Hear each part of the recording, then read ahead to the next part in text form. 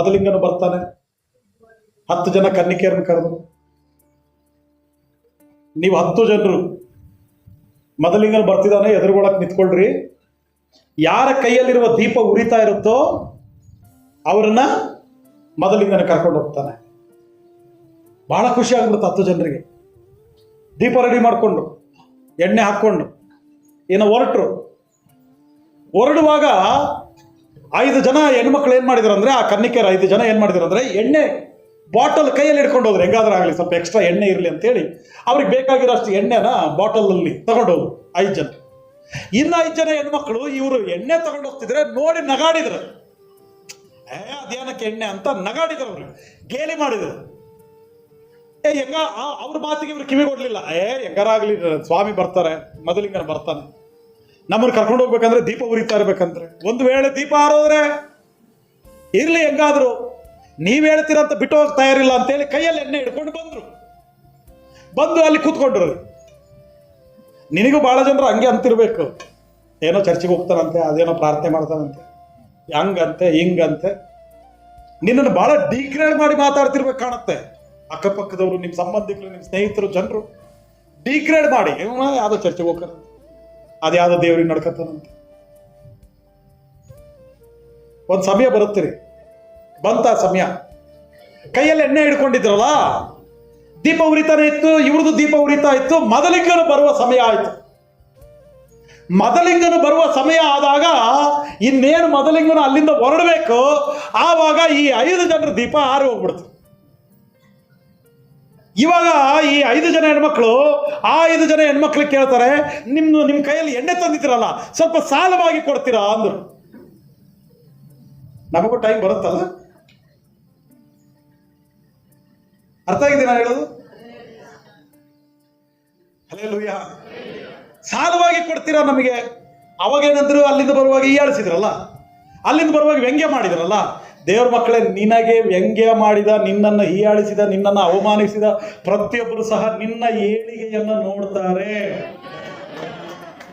Hallelujah. ನಿನಗೂ ಒಂದು time ಬರ್ತದೆ. ಆ ಸಮಯಕ್ಕಾಗಿ ದೇವ್ರ ಸನ್ನಿಧಾನದಲ್ಲಿ ಕಾದು ಕೂತ್ಕೊಂಡಿರು. ನನ್ನ ಅನುಭವ ಹೇಳ್ತಾ ಹೋದ್ರೆ ಟೈಮ್ ಸಾಕಾಗಲ್ಲ ರೀ. ಹೀಯಾಳಿಸಿದ್ರು, ಅವಮಾನಿಸಿದ್ರು, ದೇವ್ರು ನನ್ನನ್ನ ಯಾವ ಸ್ಥಾನದಲ್ಲಿ ಇಟ್ಟಿದಾರಂದ್ರೆ ದೇವ್ರಿಗೆ ಕೋಟಿ ಮಹಿಮೆ. ಹಲ್ಲೆಲೂಯಾ. ನಾನು ಹೇಳ್ಕೊಳಕ್ಕಾಗಿ ನಾನು ಹೇಳ್ತಾ ಇಲ್ಲ, ದೇವರ ಮಹಿಮೆಗಾಗಿ ನಾನು ಹೇಳ್ತಾ ಇದ್ದೀನಿ. ನಿನಗೊಂದು ಟೈಮ್ ಬರುತ್ತೆ. ಆ ಟೈಮ್ ಬಂತು. ನಮಗೊಂದು ಸ್ವಲ್ಪ ಎಣ್ಣೆನ ಸಾಲವಾಗಿ ಕೊಡಮ್ಮ ಅಂತ ಕೇಳಿದ್ರು. ಅದಕ್ಕೆ ಈ 5 ಜನ ಹೆಣ್ಮಕ್ಳು ಏನ್ ಹೇಳಿದ್ರು ಅಂದ್ರೆ, ಇದು ಸಾಲ ಕೊಡೋ ಎಣ್ಣೆ ಅಲ್ಲ ಅಂದ್ರು. ಏನ್ ಹೇಳ್ರಿ?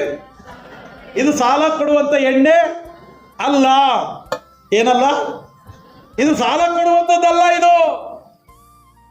ಅಯ್ಯೋಯ್ಯೋ, ಯೇಸ್ವಾಮಿ 2ನೇ ಸಾರಿ ಬರ್ತೀನಿ ಅಂದಿದಾರಂತೆ. ಯೇಸ್ವಾಮಿ 2ನೇ ಸಾರಿ ಬರ್ತಾರಂತೆ.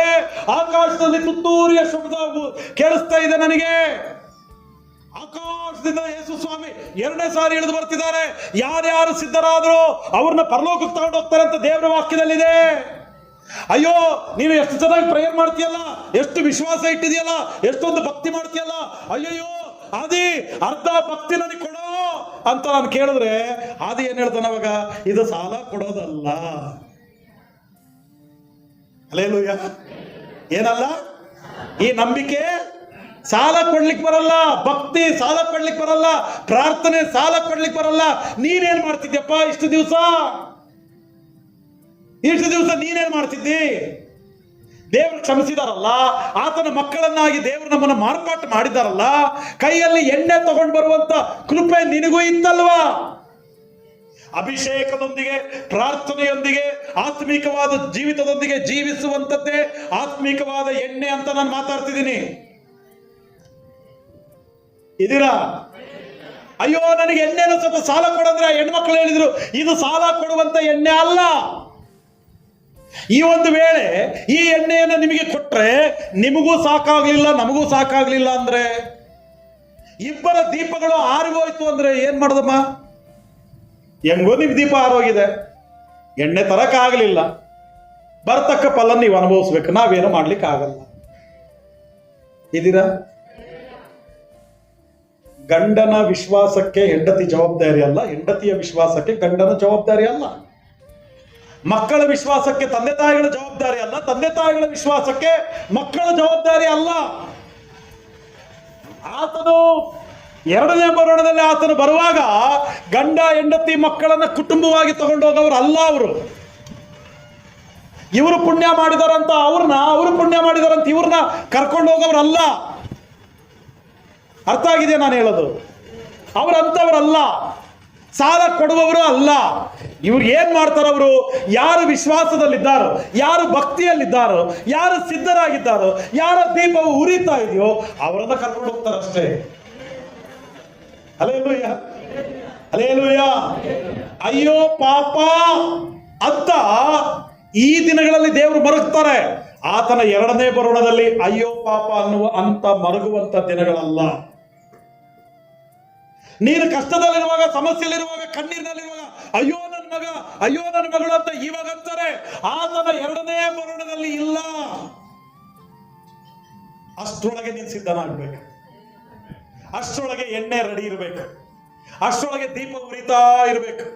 ನಾನೊಬ್ಬ ದೇವರ ಮಗನಾಗಿ, ದೇವರ ಮಗಳಾಗಿ, ಒಳ್ಳೆಯ ಭಕ್ತಿವಂತಳಾಗಿ ದೇವರ ಮುಂದೆ ನಾನು ಸಿದ್ಧನಾಗಿ ನಿಲ್ಲಬೇಕು. ಆಗ ನನ್ನನ್ನು ನಿನ್ನನ್ನು ಪರಲೋಕಕ್ಕೆ ಕರ್ಕೊಂಡು ಹೋಗ್ತಾರೆ. ಹಲ್ಲೆಲೂಯಾ. 5 ಜನ ಕನ್ನಿಕೆಯರು ಇಲ್ಲೇ ಕೈ ಬಿಡಲ್ಪಟ್ರು. ಇನ್ನು 5 ಜನ ಕನ್ನಿಕೆಯರ ದೀಪ ಉರಿತಾನೇ ಇತ್ತು. ಅವರನ್ನ ಮಾತ್ರ ಮೊದಲಿಂಗನ ಪರಲೋಕಕ್ಕೆ ಕರ್ಕೊಂಡು ಹೋದ. ದೇವರ ಮಕ್ಕಳೇ, ನೀನ್ ಸಿದ್ಧನಾಗಿದೆಯೇನೋ? ನೀನ್ ಸಿದ್ಧನಾಗಿದೆಯೇನೋ? ಎಷ್ಟು ಮಟ್ಟಿಗೆ ಸಿದ್ಧನಾಗಿದೆಯಾ? ಹಾಕಿದ್ರೆ ಇವತ್ತೇ ದೇವರ ಸನ್ನಿಧಾನದಲ್ಲಿ ಅಯ್ಯ ನನ್ನ ತಪ್ಪುಗಳನ್ನ ಕ್ಷಮಿಸಿಬಿಡಪ್ಪ, ನನ್ನನ್ನು ಮನ್ನಿಸಿಬಿಡಪ್ಪ. ಆ ವಿಶ್ವಾಸ ಅನ್ನುವಂಥ ಎಣ್ಣೆ, ಪ್ರಾರ್ಥನೆ ಅನ್ನುವಂಥ ಎಣ್ಣೆ, ಭಕ್ತಿ ಅನ್ನುವಂಥ ಎಣ್ಣೆ, ಅಭಿಷೇಕ ಅನ್ನುವಂಥ ಎಣ್ಣೆ ಸಿದ್ಧನಾಗಿ, ನಿನಗೋಸ್ಕರ ಸಿದ್ಧನಾಗಿ ನಾನು ನಿಲ್ಲಬೇಕಪ್ಪ, ನನ್ನನ್ನು ನೀನು ನಡೆಸಪ್ಪ ಅಂತ ನಮ್ಮನ್ನು ದೇವ್ರ ಕೈಗೆ ಒಪ್ಪಿಸಿಕೊಡೋಣವಾ? ಹಲ್ಲೆಲೂಯಾ.